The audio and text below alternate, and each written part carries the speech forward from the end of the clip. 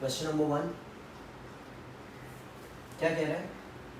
If the radius of the earth contracts to half of its present value, मतलब क्या? Radius 2 of the earth is becoming half of radius 1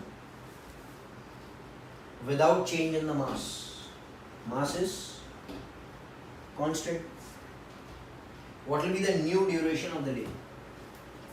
हमको पता है आज का time period है 24 आवर्स डे का. जब रेडियस आधा हो जाएगा तो how much will be the time period?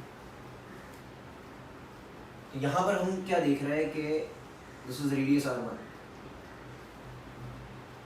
And ये अर्थ घूम रहा है with an angular speed omega 1 and the time period is t1 which is 24 hours.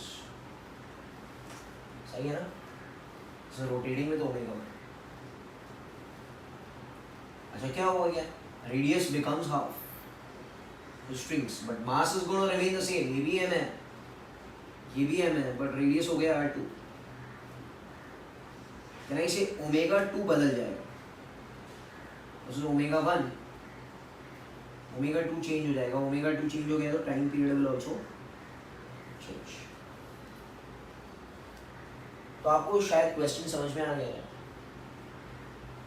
Can anyone tell मी ये ऐसी चीज श्रिंक हो गई, what is constant? Can I say net external torque acting on the system is 0? Shrink करने में कोई external torque नहीं लगा. जब एक्सटर्नल टॉर्क 0 होता है, can I say initial angular momentum is equal to final angular momentum. Initial angular momentum घूमने के लिए क्या था बेटा? I1 omega 1. Final angular momentum बेटा इज I2 ओमेगा 2. तो हमको पता है यहाँ से I1 this is a solid sphere, it will be 2/5 m1 r1 square. Omega को लिख सकते हैं बेटा 2π/t1 is 2/5 m2 r2 square into 2π/t2. 2/5 2/5 m और m same, 2π same, so can I say r1 square upon t1 equals r2 square upon t2?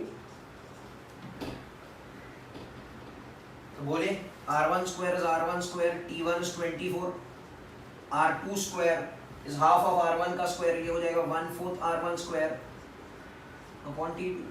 Now this and this will cancel, so t2 will be 24/4, that is 6 hours.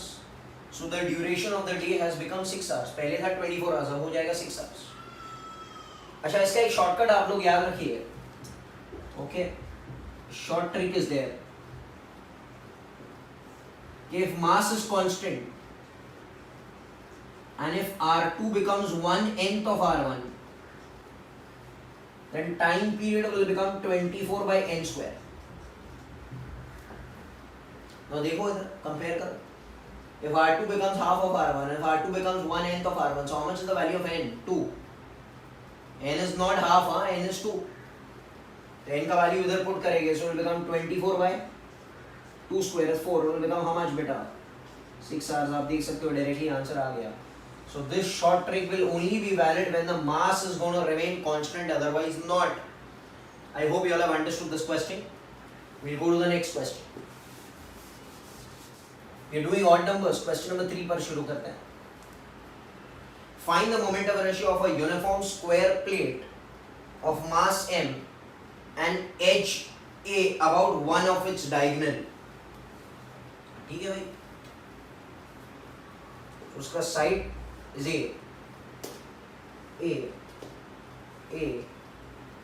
and A. ठीक है, ये A है, mass m है. I want to find moment of inertia about one of its diagonal. और एक diagonal बना सकता हूँ? बना सकता है. शायद आपने ऑब्जेक्टिव में किया था कि moment of inertia passing through z axis is ma²/6. याद है ना ये? इसको पकड़ते हैं x, इसको पकड़ते हैं y, तो ये रहेगा z. Can I apply perpendicular axis theorem? Can I say iz will become equal to ix plus iy? Iz is by beta ma²/6. अच्छा ix and iy both are in the same plane, both are the same. ये same ही तो है, तो उसको पकड़ो 2i. So only I only ma square by 12. Did you understand this thing?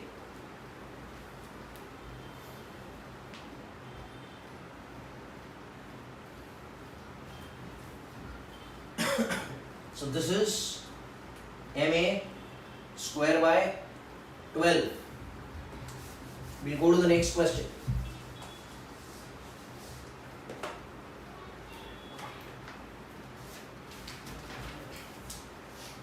Question number 5. It is important. Two point masses are there. M1 and M2 are joined by a weightless rod of length r. Calculate the moment of inertia passing through center of mass and perpendicular to the rod. अब ध्यान देना, कह रहे एक massless rod है, दो particles है यहाँ पर, one is M1 and other is M2, and this distance is r.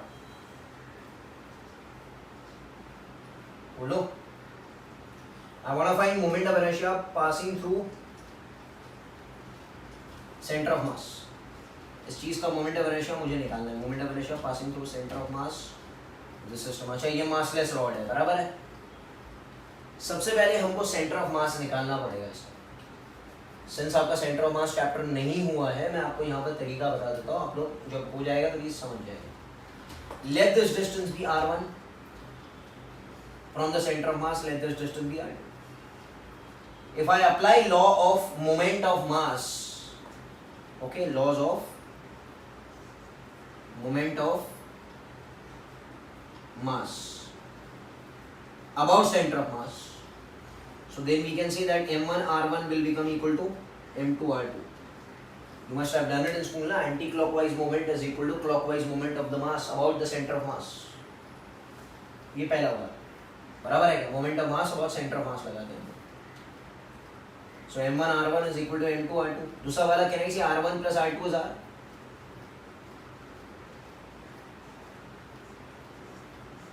बोलो, ये आपको सेंटर ऑफ मास में पढ़ाया जाएगा. यहां से आपको r1 का वैल्यू मिलेगा कि आप सॉल्व करेंगे तो आपको r1 का वैल्यू मिलेगा m2r upon m1 plus m2. r1 will be m2r upon m1 plus m2. Similarly, what will be r2? m1r. ये आपको सॉल्व करके मिलेगा. मुझे तो आता है इसलिए मैं लिख रहा हूँ. बोलिए, तो ये आपको मिल गया. हाँ बेटा, बट ये थोड़ी चाहिए हमको, तो मोमेंट ऑफ इनर्शिया चाहिए about this axis. Moment of inertia of particle system will be m1 r1 square plus m2 r2 square. Can I से m1 r1 square plus m2 r2 square. m1 r1 square, तो m1 इसका square करेंगे तो ये हो जाएगा m2 square r square upon m1 plus m2 the whole square. बोलो. अच्छा, दूसरे वाले को कैसे लिखेंगे? m2 r2 square को लिखेंगे m1 square r square upon m1 plus m2 the whole square. बोलते हैं. व्हाट इज कॉमन बेटा? m1 m2 कॉमन है. देखो m1 m2 इधर से कॉमन है. m1 m2 कॉमन निकाल लिया, r स्क्वायर भी कॉमन निकाल लिया, बचा गया m1 प्लस m2. और डिनोमिनेटर में क्या बच गया? m1 plus m2 the whole square. तो ये और ये कट जाएगा. So net moment of inertia about the centre of मास कितना मिला बेटा? हाफ. यस और नो? सॉरी, हाफ नहीं. m1 m2 upon m1 plus m2 into r square. आगे जाके आप लोग पढ़ेंगे कि इस चीज को बोलते हैं mu into r square, where mu is called as reduced mass.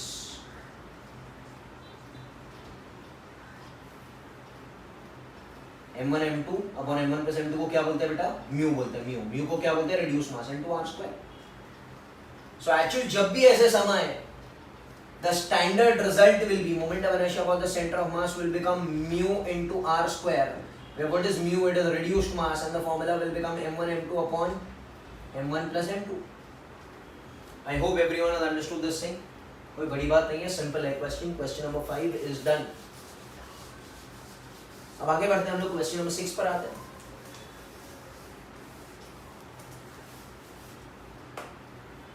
Question number 7. हाँ बेटा,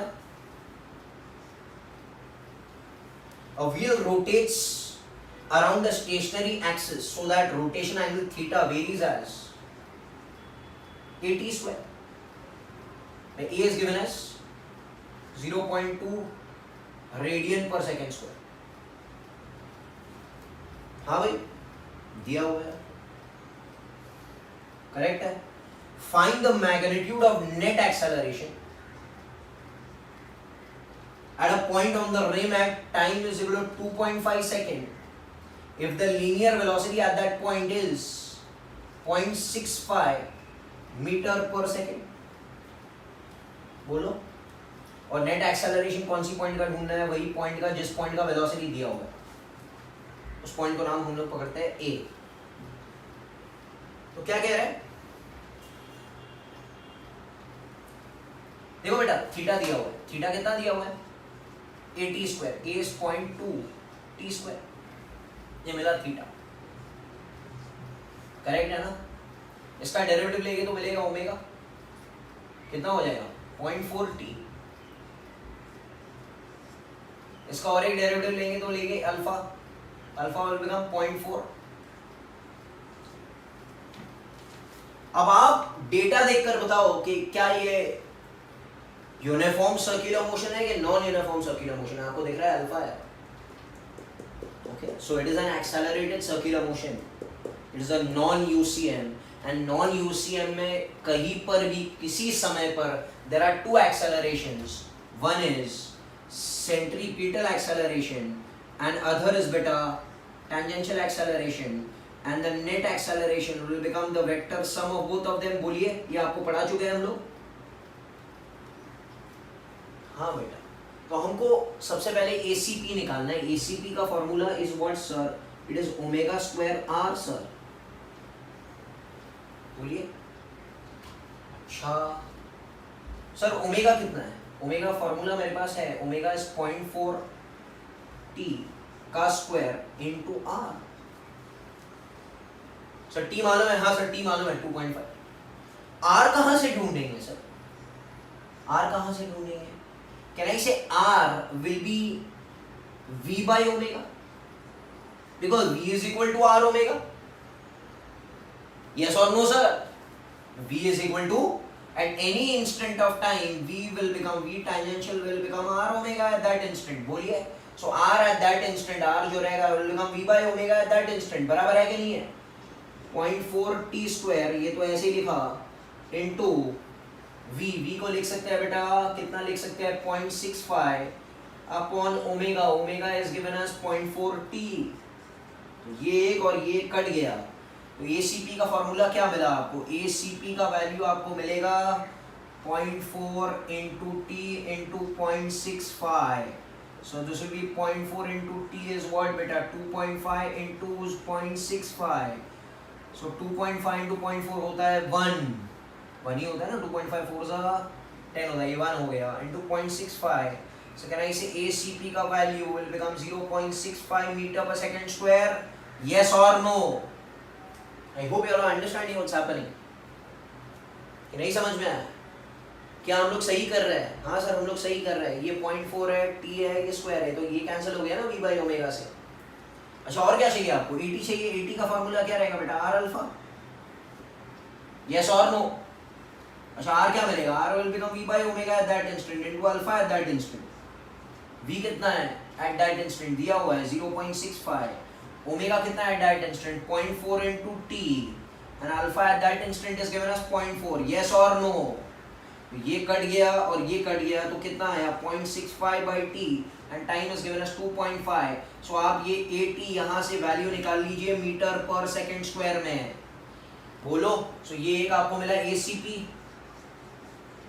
दूसरा वाला आपको क्या मिला?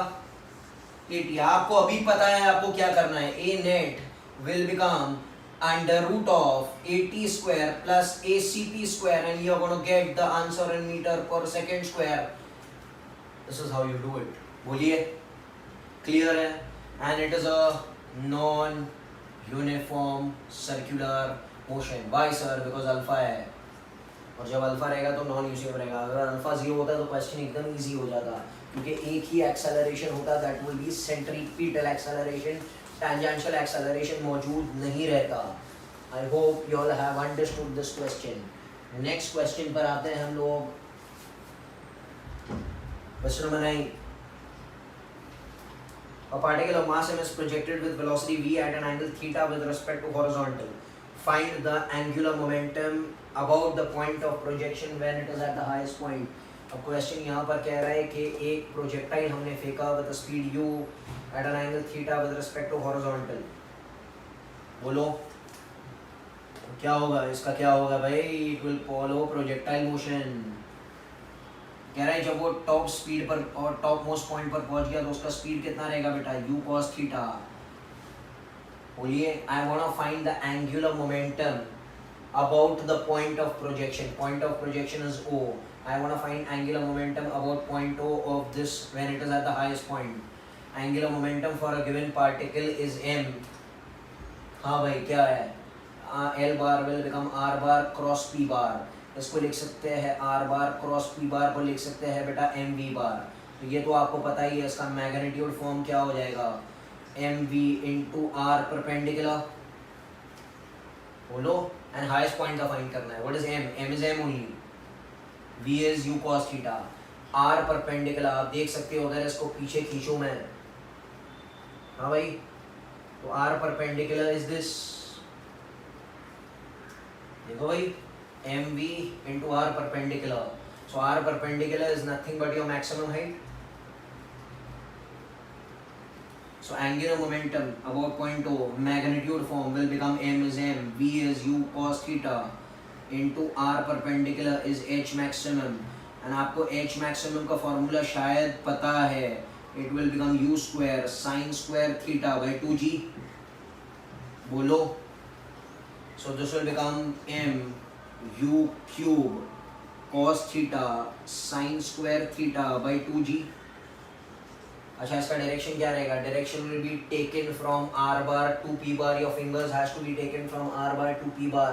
तो कहना इसे r ऐसे है, p ऐसे है, p is md ना बेटा, so r bar to p bar, तो अंगूठा अंदर आएगा, means the direction will be clockwise and the direction of the thumb is inside. I hope you all have understood this question, yes or no? और यहाँ पर u square u cube हो गया. Okay sir, so this is also fine. A very important question, question number 10 हम लोग पढ़ते हैं. Okay, बीच में put up this question. Linear mass density of a rod depends on lambda, which is alpha x plus beta. ये इसका linear mass density है. Linear mass density मतलब mass per unit length. और आप देख सकते हो जैसे x बढ़ता जा रहा है रॉड पर, वैसे वो भारी होता जा रहा है. It is not constant. It is alpha x. So can I say it is a function of x? तो जैसे आप एक्सिस से दूर जाएंगे, वो रॉड भारी होता जाएगा, उसका डेंसिटी बढ़ता जाएगा. You are understanding? Linear mass density बढ़ता जाएगा. Find the moment of inertia about an axis passing through A and perpendicular to the rod and length of the rod is l. ठीक है, हमको मालूम है नॉन यूनिफॉर्म चीज है, तो यहाँ पर इंटीग्रेशन आएगा. अच्छा, मैंने आपको स्टेप्स बताया था. सिलेक्ट, सबसे पहला स्टेप 1, सिलेक्ट ओरिजिन. ओरिजिन वो है जहां पर फाइंड करना है. तो A is the origin, this point is the origin, yes और no? Second, is this body 1D 2D or 3D? आपको मालूम है 1D है. Mass is distributed over the length, mass is distributed over the length. So I want to find mass per unit length. But एक अच्छी बात है कि question में ही mass per unit length that is lambda के form में दिया हुआ है, that is alpha x plus beta. ये दिया हुआ है, दिस इज गिवन. नहीं दिया रहता तो मैं फाइंड करना mass per unit length. Understand what's happening? But यहाँ पर एक अच्छी बात है कि मास पर यूनिट लेंथ आपको दिया गया है. अगर ये 2D बॉडी होती तो मैं लिखता मास पर यूनिट एरिया. अगर ये 3D बॉडी होती तो मैं लिखता mass per unit volume. I hope you all have understanding. तीसरा बार, go to x, take dx. यहाँ पर हमको एक्सिस से, ओरिजिन से x दूरी पर जाना है और एक छोटा एलिमेंट पकड़ना है. इसका लेंथ कितना रहेगा बेटा? dx रहेगा. एंड इसका मास कितना रहेगा? dm. Step 4, calculate dm. dm क्या रहेगा? dm will be mass per unit length into its length. What is the mass per unit length? Mass per unit length दिया हुआ है लैम्बडा, ये दिया हुआ है, तो कितना दिया है? लैम्बडा x इनटू dx, ये दिया हुआ है. तो dm क्या इसको और अच्छा तरीके से लिख सकता हूँ, लैम्बडा की जगह लिख सकते हैं alpha x plus beta into dx, ये हो गया dm। Step number 5, calculate its moment of inertia. इसका moment of inertia for particle है, ये पार्टिकल है, इसका मोमेंट ऑफ इनर्शिया इस एक्सिस पर क्या रहेगा, mass into distance square. So di छोटो moment of inertia will become its mass into distance square is x square. But ये ऐसे बहुत सारे टुकड़े are ranging from 0 to l, टुकड़ा टुकड़ा टुकड़ा, they are ranging from 0 to l. So can I, if I want to find total moment of inertia, बोलिए, so can I integrate this equation? ये हो जाएगा I, which will be integration of di, which will be integration of dmx square, which will be integration of, yes sir, dm ये है alpha x plus beta into dx into x square का integration बेटा integration from 0 to l, बोलो। तो यहाँ पर i लिखा जाएगा, मैं फटाफट इंटीग्रेशन कर लेता हूँ, ये हो जाएगा alpha x cube dx plus beta x square dx, और ये हो जाएगा इंटीग्रेशन 0 टू l, और ये भी हो जाएगा 0 टू l, यस और नो सर। तो यहाँ पर हम लोग इसको इंटीग्रेट करते हैं, i will become equal to बेटा अल्फा x 4/4, x 4/4 की जगह क्या मैं लिख सकता हूँ, l 4/4, because upper limit l है, लोअर लिमिट तो 0 है, और दूसरा वाला हो जाएगा बीटा, yes sir, ये हो जाएगा l cube by 3. So this is the resultant moment of inertia about that axis. I hope you all have understood this question. I have selected the question, that's why. Okay, इसको बार बार practice करो, आपको समझ में आएगा। Next question. Okay, so question number 10 I have done. I'll do question number 13. The topmost and the bottommost velocities of a disk are v1 v2. इसका क्या है v1 और इसका क्या है v2, और कह रहा है v1 is greater than v2। अरे बहुत इजी है ये तो। I want to find, and the radius is r, find the angular velocity omega। मैंने आपको शायद angular velocity find करने का तरीका बताया था। ओके, आपको मालूम है कि अगर इसका इंस्टेंटेनियस एक्सिस ऑफ रोटेशन आपको निकालना है तो आपको क्या करना पड़ेगा। ओके, ये जा रहा है v1 से, हाँ भाई, और ये जा रहा है v2 से। क्या करना है, यहां से एक परपेंडिकुलर लाइन सीधा बना दे, एंड यहां से भी एक लाइन ऐसे खींचनी है। इसको मैं थोड़ा छोटा कर देता हूं।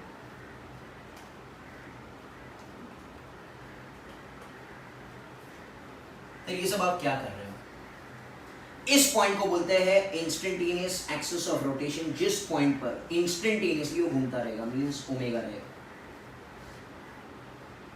Are you understanding? मतलब this point will be considered to the point of rotation. समझ में आ रहा है? क्योंकि ये बॉडी जो है वो आगे चलेगा भी और घूमेगा भी। बट अगर हमको इंस्टेंटेनियस एक्सिस ऑफ सिर्फ इंस्टेंटेनियसली उसको रोटेट कराना है तो वो ये पॉइंट पर करेगा, और ये उसका तरीका है इंस्टेंटेनियस एक्सिस ऑफ रोटेशन निकालने का। ओमेगा का फॉर्मूला मैंने आपको बताया था, v relative upon r distance between them. v relative कितना है दोनों के बीच में, v1 minus v2 upon distance between them कितना है बेटा 2r। और आपको मालूम है v1 बड़ा है तो ये पूरी चीज ऐसे घूमने वाली है, तो आप ऐसे भी सोच सकते हो, इसको उल्टा करके इसको दे दो। सो नेट वेलोसिटी कितना हो गई इसकी, v1 माइनस v2। ये अगर आपने हिंज पकड़ लिया बोलो तो क्या हो जाएगा, दिस विल बी 2r ना, यस और no sir. So omega will become v1 minus v2 by 2r। Clear? Next question.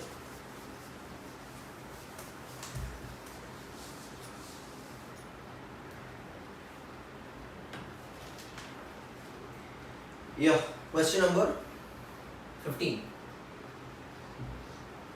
A solid body starts rotating about a stationary axis with angular acceleration alpha is given as 2 into 10 raised to minus 2 t radian per second square. So as a function of time is given.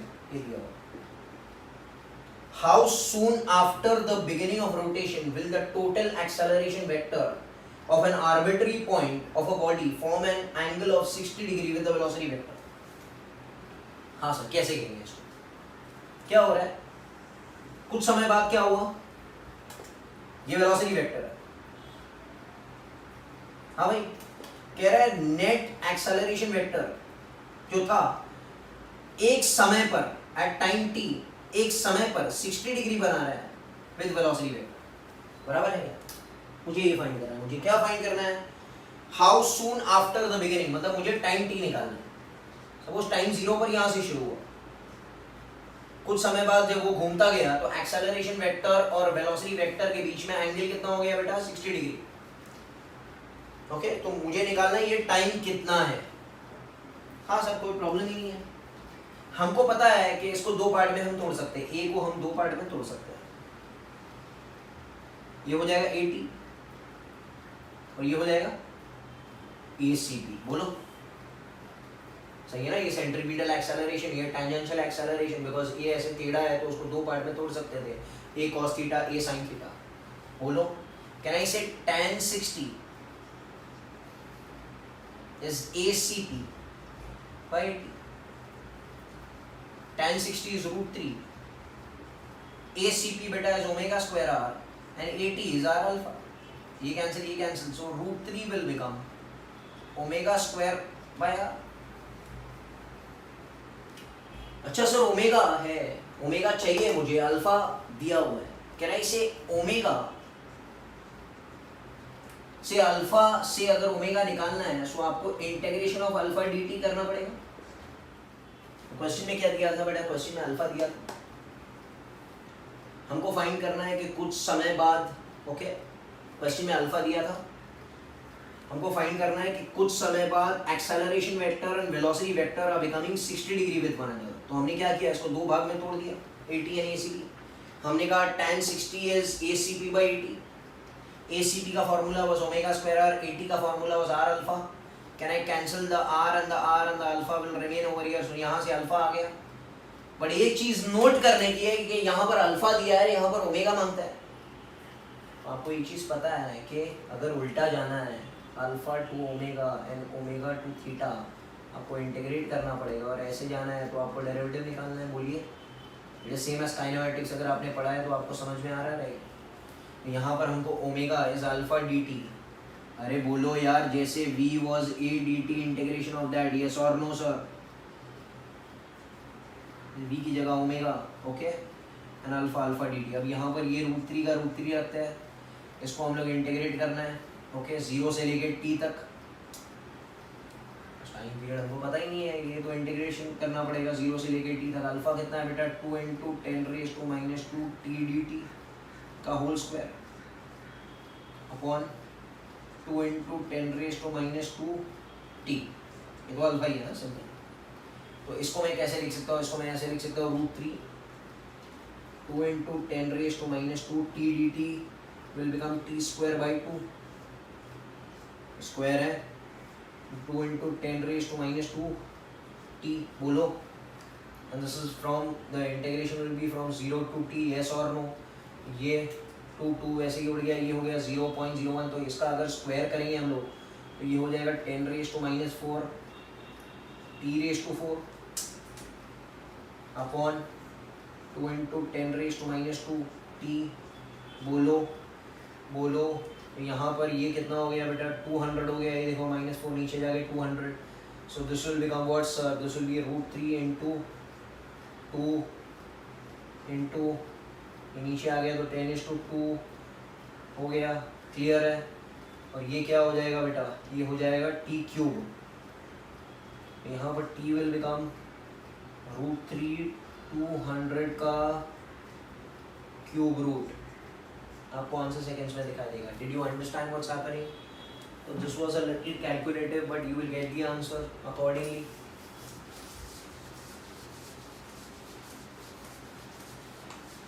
बोलो,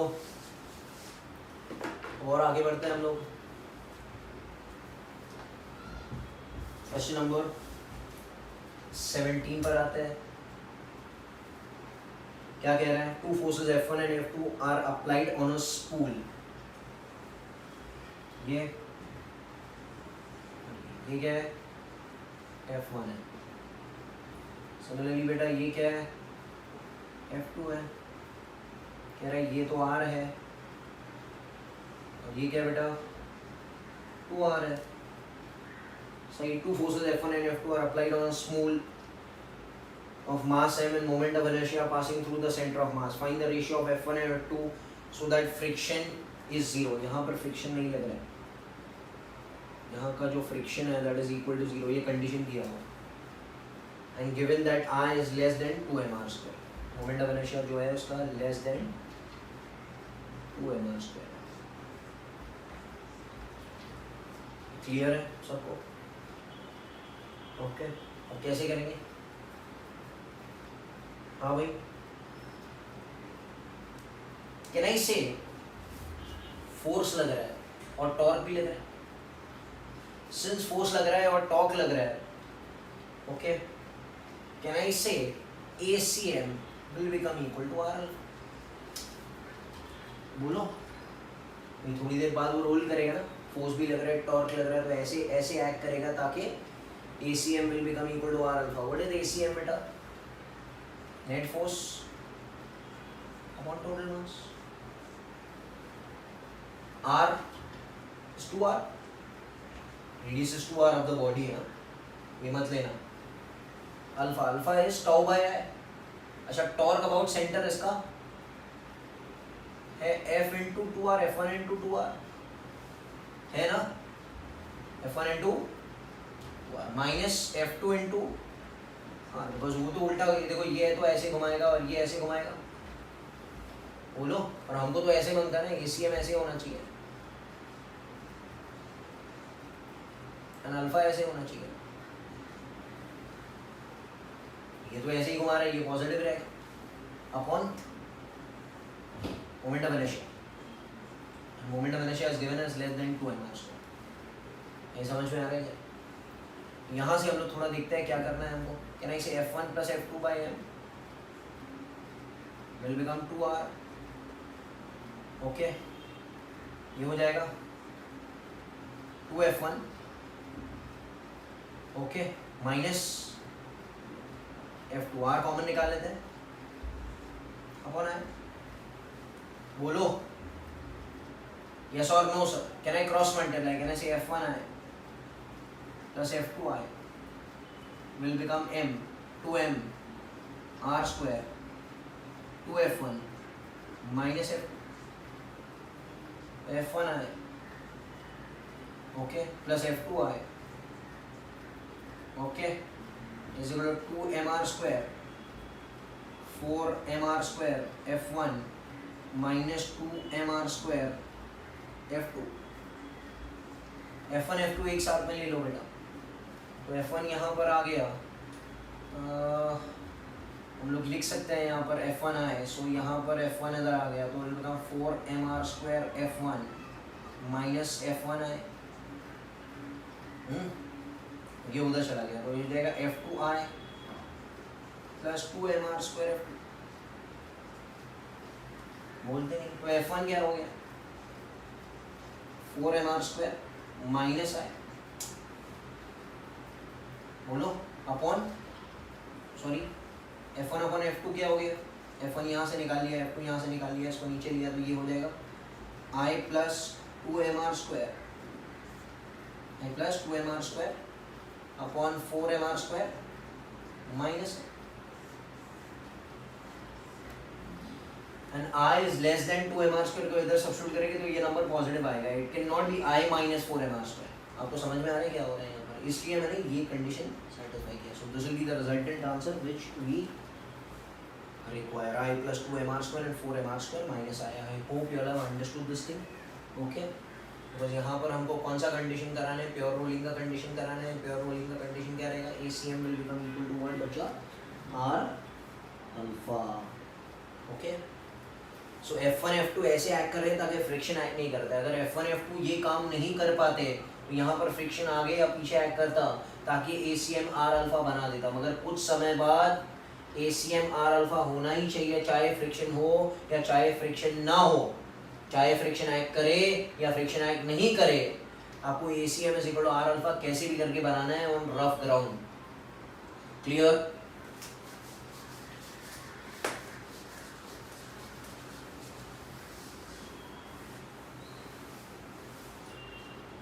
now we doing next question, question number 19। बेटा क्या कह रहा है? Cube is resting on an inclined plane. If the angle of inclination is gradually increased, what must be the coefficient of friction between the cube and the plane so that cube slides before toppling and cube topples before sliding? यहाँ पर क्या हो रहा है? देखिए, inclined plane है और एक क्यूब है यहाँ।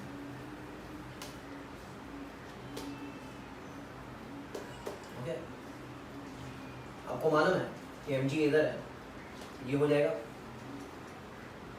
mg क्या हुई? cos थीटा, और ये क्या रहेगा? mg sin theta. इसको पकड़ते हैं a, तो आधा आधा डिस्टेंस हो जाएगा a/2। यस और नो? अच्छा, पीछे कौन ऐड करेगा? फ्रिक्शन। फ्रिक्शन का फॉर्मूला क्या रहेगा? μn, but n is mg cos theta. Can I से फॉर स्लाइडिंग नीचे अगर जाना है तो mg sin theta should be greater than mu mg cos theta, which is maximum value of friction। हाँ भाई, sin theta upon cos theta will become tan theta should be greater than mu। आपको याद है ना, इसको angle of repose भी बोलते थे। ओके, तो ये हो गया स्लाइडिंग। तो स्लाइडिंग कराना है तो tan theta should be greater than mu। ये स्लाइडिंग का condition. Can anyone tell me toppling का कंडीशन क्या है? फॉर टॉपलिंग इसका जो टॉर्क है अबाउट दिस पॉइंट, ये ऐसे घुमाएगा ना, ऐसे टॉपल करेगा, should be more than this torque about this point. Okay, let this distance be a/2 ना बेटा, तो ये भी तो a/2 है, आधा ही तो है। तो कैन आई से mg sin theta force into perpendicular distance, इसका टॉर्क अगर टॉपल कराना है should be greater than mg cos theta बोलो into a/2।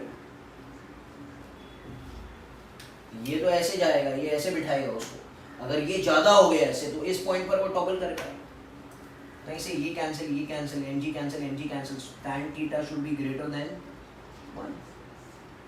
if tan theta is greater than 1 वो टॉपल कर जाएगा, and if tan theta is greater than mu वो slide कर जाएगा। तो यहाँ पे हम लोग कंडीशन कैसे बनाएंगे रिजल्ट का कि if mu is less than 1 so it will slide before toppling, and if mu is greater than 1 so it will topple before sliding। क्या हो रहा है? समझ में आ रही है बात? ये रिजल्ट बन गया। इन दोनों को कंपेयर करो। अगर म्यू 1 से कम है, ओके, म्यू 1 से कम है, क्योंकि अगर म्यू ज्यादा हो गया ना 1 से तो ये कंडीशन में आ जाएगा ना, और अगर म्यू से 1 से कम है तो ये कंडीशन सेटिस्फाई होगा। ये रिजल्ट हम लोग याद रखेंगे। ओके, ताकि हमको समझ में आए। Question number 19 is done. Okay, we come to the 21st question. कह रहा है एक यूनिफॉर्म डिस्क है, मास m का, रेडियस r का, which is rotated with an angular speed omega naught। तो उसको घुमा रहे हैं हम लोग ओमेगा नॉट से। It is placed on a rough surface। Rough surface इसको रोकने की कोशिश करेगा और थोड़ी देर के बाद में इसको रोक देगा। पूछा है कितने टाइम बाद, कितने समय बाद वो रुक गया एंड कितना एंगल उसने कवर किया बिफोर स्टॉपिंग। तो यहाँ पर आप सबको ध्यान देना है क्या हो रहा है। ठीक है भाई, ये घूम रहा है, इसको हमने रफ सरफेस पे रखा। रफ सरफेस क्या जनरेट करेगा? एक रिटार्डिंग टॉर्क जनरेट करेगा, एंड रिटार्डिंग टॉर्क उसको थोड़े समय बाद आके रोक देगा after time 0। I your understanding. But एक चीज नोट करने की है यहाँ पर कि क्या ये जो टॉर्क है वो यूनिफॉर्म है कि नॉन यूनिफॉर्म है? आप देखो, मैं छोटे छोटे रिंग्स बनाता हूं यहाँ पर, पूरे डिस्क को मैं रिंग से भर दूंगा। कैन आई से इधर एक फ्रिक्शन लगेगा, इधर भी एक लगेगा, इधर भी एक लगेगा, इधर भी एक लगेगा। फ्रिक्शन का जो टॉर्क बनेगा ऐसे, force into perpendicular distance, force into perpendicular distance, force into perpendicular distance, force into perpendicular distance, is it same or is it different? Can I say perpendicular distance different है, तो can I से torque okay बढ़ता जाएगा जैसे मैं disc के centre से दूर जा रहा हूं, बिकॉज परपेंडिकुलर डिस्टेंस बढ़ रहा है। That means torque throughout the disc is not constant, that means sum is based on calculus. आप बोल सकते हैं सही है ना, इंटीग्रेशन करना पड़ेगा क्योंकि force into perpendicular distance, force into perpendicular distance, perpendicular distance change हो रहा है बेटा, तो टॉर्क चेंज हो रहा है, टॉर्क चेंज हो रहा है तो यूनिफॉर्म नहीं है, that means the some is of integration. तो अगर नॉन यूनिफॉर्म चीजों के बारे में बात है तो हमको वही स्टेप्स अप्लाई करना है जो मैंने आपको बताया था। अब हम लोग देखते हैं क्या हो रहा है। लुक एट दिस डिस्क लिया, ओके स्टेप क्या है? सबसे पहले step is select origin, origin क्या है? Centre O. Step 2 calculate mass per unit. अच्छा 2D 1D के 3D? 2D सर, तो we'll select sigma which is mass per unit area. Mass कितना है m है, unit area that will become pi R square, yes और no sir? Step 3 go to x, take dx। तो यहां पर ये origin पकड़ा, इधर से हम लोग x जाकर एक छोटा सी रिंग पकड़ते हैं, पार्टिकल तो नहीं पकड़ सकते हैं। go to x, take dx। अच्छा इसका मास कितना रहेगा? इसका मास रहेगा, रिंग का मास कितना रहेगा बच्चा? dm रहेगा। इस रिंग का मास कितना है बेटा? dm है, थोड़ा ध्यान से ओके। और क्या मैं इमेजिन कर सकता हूं यहां पर इनफाइनाइट रिंग्स है ऐसे ऐसे ऐसे ऐसे ऐसे ऐसे, जिसका फ्रिक्शन जो है इन पर एक्ट करेगा और रिटार्डिंग टॉर्क जो है उन पर एक्ट करेगा, और रिटार्डिंग टॉर्क कांस्टेंट नहीं है, इसलिए हमको सब रिंग्स को इंटीग्रेट करना पड़ेगा। पहले हमने एक सैंपल को किया, फिर यहां से यहां तक इंटीग्रेट कर दिया। You have to integrate from 0 to r, 0 to r। बोलो। Step 3, step 4 calculate mass dm, छोटा मास dm। dm का फॉर्मूला क्या रहेगा? dm will be mass per unit area into its area. बोलो। अच्छा मास पर यूनिट एरिया क्या है? अरे यही तो है, m by pi r square. Area of the element, area of the element क्या रहेगा? Length into breadth. रिंग को अगर आप काट के खोल देंगे तो क्या हो जाएगा उसका एरिया? Length into breadth. उसका लेंथ कितना रहेगा बेटा? 2 pi x, और ब्रेथ उसका है dx। तो ये पाई और पाई वैसे ही उड़ गया, ये हो गया dm will become 2m by r square x dx। ये हो गया मास m। बोलिए। अच्छा बट ये थोड़ी चाहिए, मुझे तो उसका फ्रिक्शन मांगता है।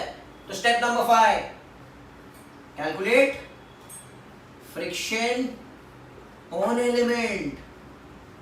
अच्छा फ्रिक्शन क्या है? फ्रिक्शन का फॉर्मूला क्या है? Mu M G, mu DM G, mass DM है इसका।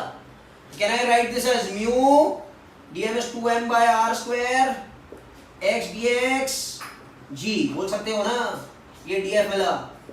Step number 5 calculate D tau. इसका टॉर्क निकालना है, बिकॉज ये तो फ्रिक्शन है, ये तो फ्रिक्शन है। ये अगर ऐसे घूम रहा है बिकॉज, तो हर समय पर यहाँ पर फ्रिक्शन आएगा, यहाँ पर आएगा फ्रिक्शन, यहाँ पर आएगा फ्रिक्शन, यहाँ पर आएगा फ्रिक्शन, फ्रिक्शन हर जगह पर आएगा, बट उसका हमको टॉर्क निकालना है। तो टॉर्क का फॉर्मूला क्या है sir? Force into perpendicular distance. आप देख सकते हो परपेंडिकुलर डिस्टेंस r नहीं है, यहाँ से x है from the centre. Force into perpendicular distance is x, so it will be into x। so can I multiply this equation by x? ये हो जाएगा mu 2m by r square into g, x into x ये हो जाएगा x square dx। I hope everyone is understanding। थोड़ा complicated है but बहुत अच्छा सम है। तो ये मिल गया d tau, but हमको तो मालूम है d tau constant नहीं है, d tau is changing, so I will integrate to find the resultant torque। So step number 6 will become to find the total torque will be integration of this d tau, okay, will become हाँ भाई, ये इसको integrate करना है। अच्छा, सब rings कहाँ से कहाँ तक रेंज हो रही है? The rings are ranging from 0 to r, ring ring ring ring ring कहाँ तक जा रही है भाई? ओरिजिन से लेके आखिर तक जा रही है। So I will integrate this from 0 to r। अच्छा भाई, ये क्या हो गया? Mu 2m g r square x square dx। आपको इंटीग्रेशन आता ही है, फटाफट कर लेते हैं। ये mu 2m g r square, ये हो जाएगा r क्यूब बाई 3। बोलो हाँ भाई, तो ये क्या हो गया? ये हो गया, ये कट गया, ये हो गया 2/3 म्यू एम जी आर।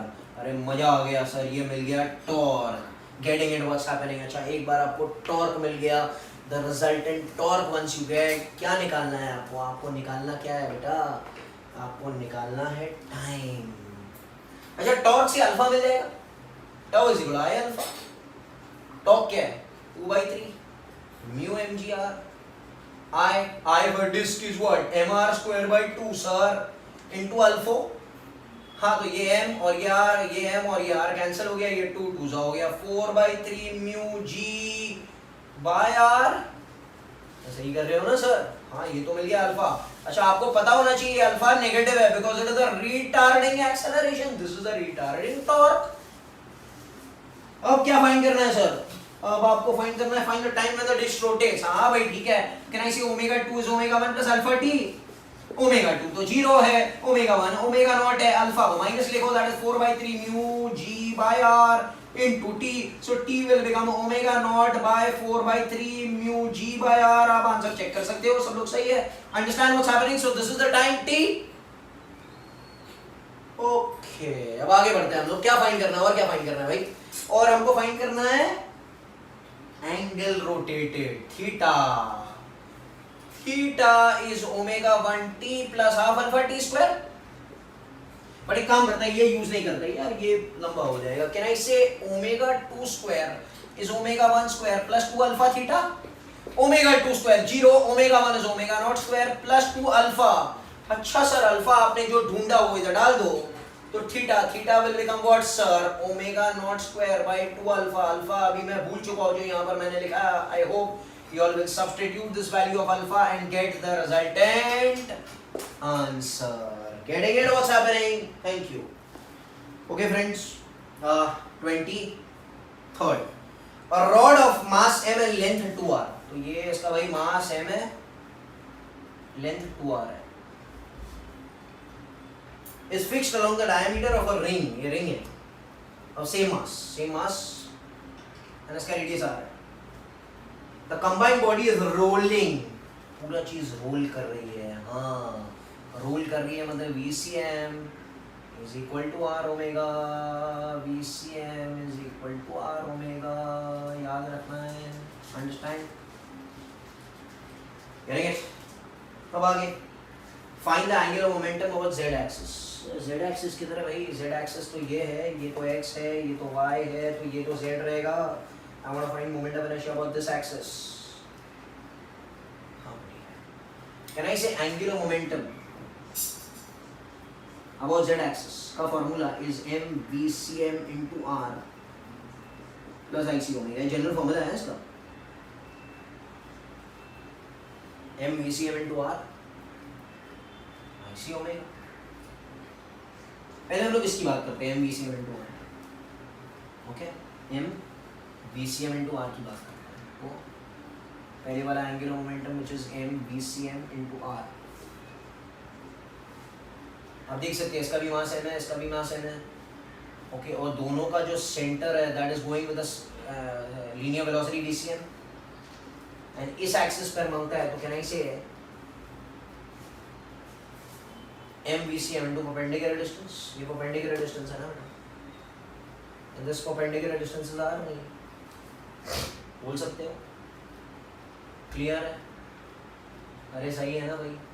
ये mvcm into r, ये mvcm into r, तो ये हो जाएगा mvcm into r किसका? रॉड का, प्लस mvcm into r किसका? रिंग का।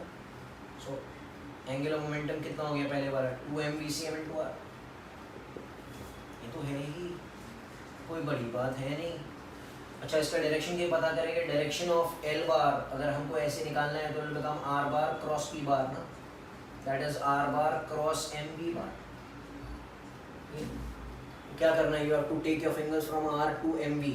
तो आर टू एम वी, तो दोनों तो ऐसे जा रहे हैं, तो दोनों का डायरेक्शन क्या रहेगा, ऐसे ही रहेगा। ऐसे रहेगा मतलब अंगूठा अंदर आएगा तो विल बिकम क्रॉस, यस और no sir.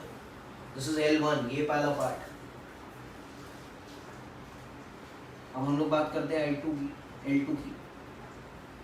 L2 is ICM into omega. अच्छा, यहाँ पे दो बॉडीज है, एक बॉडी नहीं है बेटा। तो रिंग का moment of inertia for the centre is mr², but इस वाले का मोमेंट ऑफ इनर्शिया कितना रहेगा बेटा, ml²/12। रॉड है भाई ml², l इज 2r²/12 बोलो into omega. This is L2। तो L2 को कैसे लिखा जाएगा बच्चा, L2 will become mr² plus ये हो जाएगा 4/3 will become mr²/3 into omega. So L2 will become what sir, 4mr²/3 into omega, but omega is VCM by R। अरे VCM is R omega में ये रोल कर रहा है, तो ये हो जाएगा VCM by, हाँ ये समझ में आ रहा है क्या, तो ये उड़ गया, ये उड़ गया, तो क्या हो गया 4mr VCM/3। अच्छा, इसका डायरेक्शन कैसे रहेगा, ओमेगा ऐसे ही है तो अंगूठा अंदर है, अंगूठा अंदर है मतलब क्या, cross. So can I say resultant moment of inertia will become L1 plus L2, और इसका resultant आंसर आया 2mVCMR, और दूसरे वाले का आया 4/3 mVCMR। बोल सकते हो yes or no, 3 2 6 and 10, 10/3 mVCM into R, and the direction will be denoted by cross. Did you understand about the Z axis, yes or no sir? So this is how you do the 23rd question. इसको practice करना है आपको बार बार, I am telling you, otherwise you will not understand the whole thing. Okay, अब आगे बढ़ते हैं बेटा, 25th सम पर आते हैं। क्या कह रहे हैं 25th sum, a horizontal disc is rotating freely about, तो ये डिस्क है जो घूम रहा है with an initial frequency of 100 RPM। ये इनिशियल केस है। फाइनली क्या हुआ, a small piece of wax, हाँ भाई, इसके ऊपर एक वैक्स का टुकड़ा जिसका मास 10 ग्राम है, कितने डिस्टेंस पर, r डिस्टेंस पर, r डिस्टेंस पर, r डिस्टेंस पर 9 सेंटीमीटर गिर गया, right. If the number of revolutions now become 90 RPM, calculate the moment of inertia of the disk, इसका है निकालना, ठीक है, easy question। Can I say initial angular momentum of the system is I omega, या I initial omega initial? I initial is I, जो मुझे पता नहीं है इसका। omega initial को लिख सकते हैं 2 pi n initial, बोलो। Can I write this as L initial will become I into 2 pi n initial, n initial तो 100 ऐसे, इक्वेशन नंबर 1 पकड़ो। शाह सर, एल फाइनल के बारे में क्या ख्याल है, मतलब I final omega final, but I final में दो भाग है, अभी इसका मोमेंट ऑफ इनर्शिया तो आएगा ही, प्लस पार्टिकल का मोमेंट ऑफ इनर्शिया आ जाएगा mr² into omega final is 2 pi n final, बोलो। So will become I plus m, m is 10 gram, gram into -3 will become 10⁻⁻² kg, बोलो। और ये 9 सेंटीमीटर मतलब 9 इंटू 10⁻⁻² मीटर, तो mr² हो जाएगा 10⁻² into r² 9² is 81 into 10⁻⁴ into 2 pi n final 90, ये हो जाएगा I plus mr²। L final, आपको एक चीज पता है कि net external torque acting on the system is 0, that means L initial will become L final। तो can I say अगर external torque 0 है तो L initial will become equal to L final, इसका मतलब L initial कितना बेटा, I into 2 pi 100। यहाँ पर जगह नहीं है भाई, इसको मैं रख कर रहा हूँ, this will B I into 2 pi 100 and what is L final, I plus, ये हो जाएगा 81 into 10⁻⁻6, 2 pi into 90, 2 pi वैसे ही कैंसिल। अच्छा ठीक है, तो ये हो जाएगा 100I, ये हो जाएगा 90I plus 90 into 81 into 10⁻⁻6, I hope you are getting. तो ये हो जाएगा 10I will become 90 into 81 into 10⁻⁻6, तो ये 10 और 10 तो वैसे ही उड़ गया, तो I will become 9 into 81 into 10⁻⁻6। Sir answer मिल गया kg मीटर स्क्वायर, यस और no sir? So this is how you do the 25th question.